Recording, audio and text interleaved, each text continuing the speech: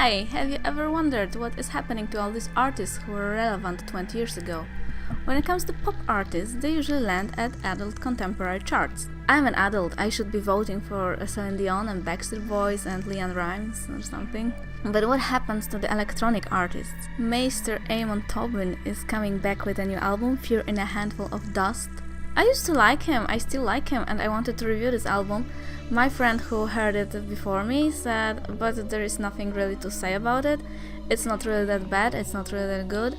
It's nothing, of course, extraordinary, but it's not tragic either. And so I said, okay, this is precisely what I will say. And this is precisely my opinion. End of story. The last regular album that he released was Isom in 2011. And he dropped all his noir jazz type of inspirations there. A lot of fans turned on him, but if you like this album, I think you will also like the new album. I like the comment about Isom that it has a lot of these beats, parts, sounds that show a lot of promise, but ultimately they don't deliver. Well, yes, but the second part of the album I really enjoyed. It's like this electro-psychedelic sounds, a very good vocal song, Kitty Cat. This is like a big hit. Generally the second part of the album. At Fear in a Handful of Dust you also have a vocal song, and it's also a highlight here at this album. It's nice, glitchy, dreamy. It reminds me a bit maybe of Sweet Trip in its climate. The song title is Fooling Alright. And it's pretty short and nice. This is not an official second part of Isom. It doesn't look like a concept album at all to me, because all the tracks they build up separately, and sometimes, well, of course they have their own progression, they build up and they finish. Sometimes they just finish because it's just the end of the song, like movies at Sundance Film Festival. At some point they simply stop running, it's not like there is some conclusion to them. So it more looks like a bunch of standalone tracks. And I also prefer the second part of the album, except the last track, which I think is also a bit empty, goes nowhere. And the first 4 tracks I did shopping while listening to them, and I thought maybe I missed something, maybe I should re-listen. Okay, I re-listened and I still didn't really hear anything special.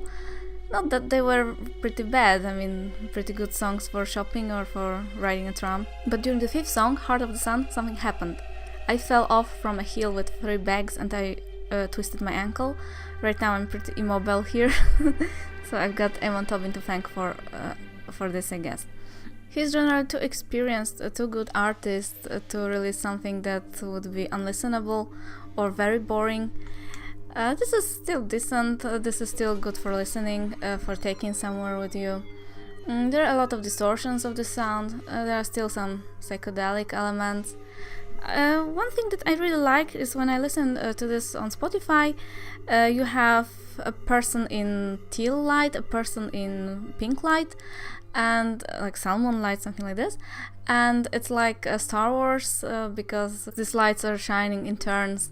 It looks a bit like a Star Wars duel. So generally I think the correct rating for this album would be like 6 out of 10. But since I simply like his sound, I like him.